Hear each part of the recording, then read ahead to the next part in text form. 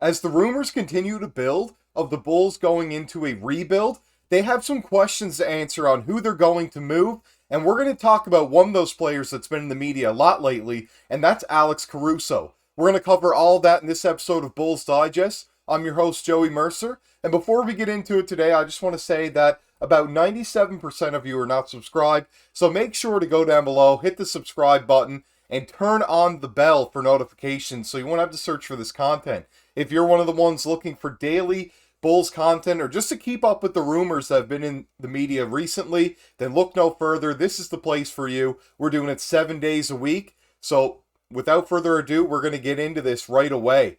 Last night, we had the Chicago Bulls down 22-1 in the first quarter at the United Center. Boos from the hometown fans, and not a whole lot going on for them to start the game, but they turned things around and got a win over the Miami Heat, who have been red hot lately. Great job for the Bulls as they now turn to 5-9, but questions are still circulating around a rebuild and their defensive star Alex Caruso. First thing we're going to cover is about the trade rumors that have been building. We've talked about him going to the Los Angeles Lakers along with a few other teams that have surfaced around like the 76ers. But one team that we haven't really mentioned lately and haven't gotten too in depth with are the Miami Heat. They have recently stated that they would be the first in line to trade for Caruso if the Bulls made him available, and that was via Sean Devaney.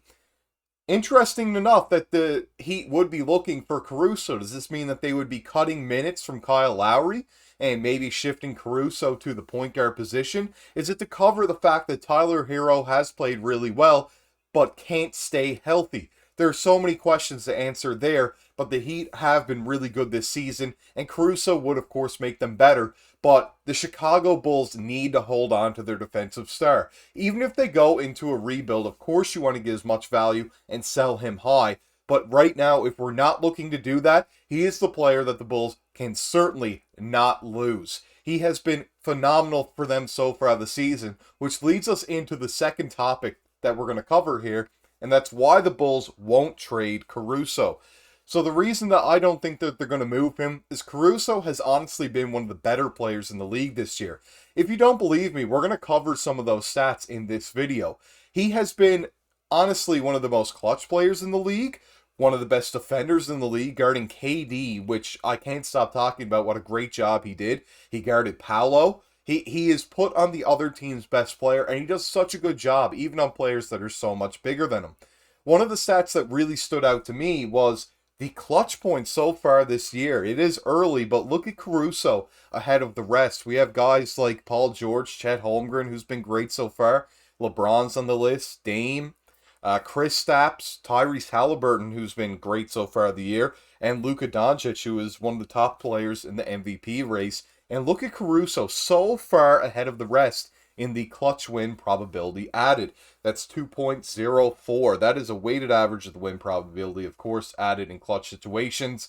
And Caruso is so far ahead of the rest. Interesting to see there that a player that's on a team that isn't winning very many games is such an important part of them down the stretch. It isn't DeMar DeRozan for us this year. It has been Alex Caruso, which is defensive prowess as well as shooting the ball at such a great rate so far. He has been absolutely incredible to watch, such a fun player to have on your team, and it's been great to see him do the headband celebration after hitting shots or getting a great defensive play.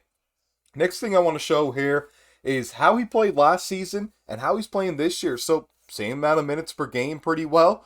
He's on pace to actually start less games than last year, but still what an impact he's had. His points have gone from 6 to 10, although early, I understand, but you know, you got to love what you're seeing from him. That right there would be 1.5 steals and zero point 0.9 blocks. So basically 1 block a game there from Alex Caruso.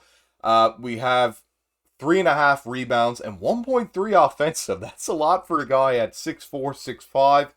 And he's shooting 62% from the field, 50 from the three-point line on 3 attempts a game, and 76% from the free throw line. So Caruso just getting it done on all ends. The free throw shooting, of course, down a little tiny bit, but I mean, it's to be expected. He's shooting so well everywhere else. It's okay to take a 4% bump. And once again, early in the season, so we could certainly even pick that up. The other night when he played the Magic, which we covered in the last video, in the in-season tourney, he was shooting the ball crazy. The first half, he was 3-3, 9 points for the Bulls. He had all 9 points for them at that point in time. He played absolutely phenomenal down the stretch, and we just couldn't close it out. But he was the reason that we were even in that game, in my opinion. And it was great to see him doing exactly what he's great at doing out on the court. Next thing we want to cover here is, this is something I saw on Crafted NBA. I'm not sure if you're really familiar with Crafted NBA, but they do cover a whole lot of defensive stats that you can't find easily elsewhere.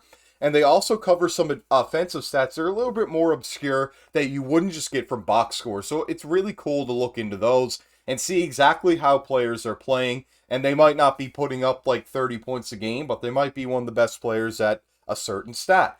So he is listed at 6'4" here, 186 pounds, a 6'6" wingspan. So not even that big of a wingspan for such a good defender. He is only 29 years old, so still in his prime, of course. And those little emojis, essentially, that they have there under where it lists him as a point guard, we have the star. That means he is one of the top players in the league right now for how he is playing. He's playing at a star level.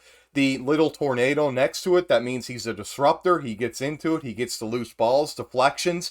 He's one of the top players in the league at that. The lock, of course, means that he is one of the best defensive players in the league and is an absolute lockdown defender. And the wrench means he is one of the most intangible players in the league. I mean, he really understands the game and could fit on just about any team. So interesting to see there that Caruso is one of the best players in the league right now in this early NBA season.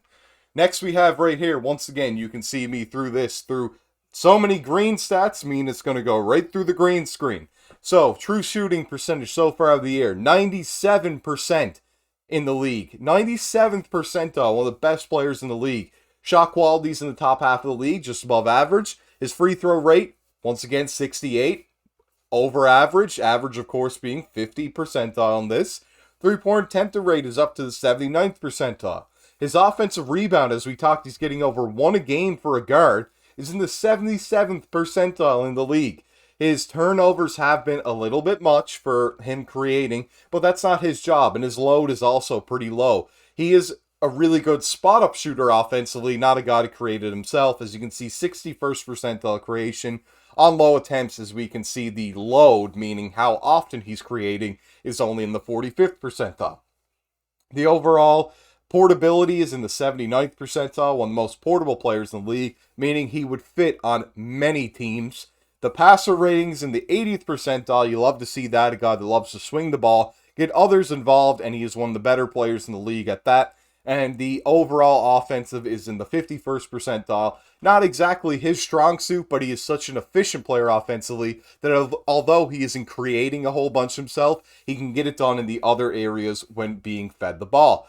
The deflections that we can see here, he is in the 99th percentile. There is almost nobody better than him at deflecting the ball. And right there, that is the regular adjusted defensive turnovers. How often he causes the other team to turn over the ball. He is the best player in the league at that, at the 100th percentile. His defensive rebound is in the 72nd percentile, one of the better players in the league at that too. Just, I would say that would be about a good defensive rebounder, so that's really good to see out of a guard. The rim defense is in the 94th percentile. However, the frequency, and that means how many times he's contesting shots at the rim, is only in the 9th percentile, but if he did it more, it would still probably be above a 70, which is great, like absolutely phenomenal for a guard. The block percentage right now is in the 87th percentile. That's phenomenal. He has been so good so far this year at even getting blocks, about 1 a game. The versatility is only in the, I believe that says right there, the 69th percentile. However, I do think if he was on other teams, his defense would translate for sure, and he does foul a little bit more than others, but he's taking on the best player on the other team. So overall, you can see his crafted DPM, which means his defensive plus minus, as calculated by craftednba.com, is in the 100th percentile, meaning he is the best defensive player so far this season.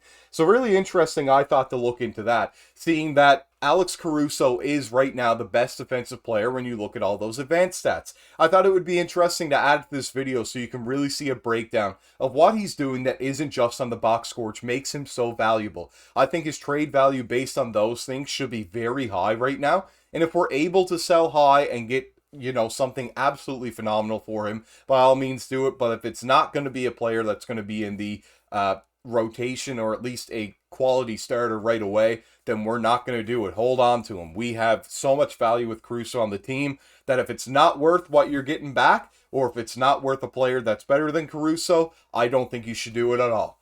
This has been an episode of Bulls Digest. I'm your host, Joey Mercer. Make sure to like and comment the video down below. I can't wait to see you in the next one, as we're probably going to talk about some more rumors that have circulated around the Bulls in this rebuild. So I look forward to seeing you in that one. This is me signing off.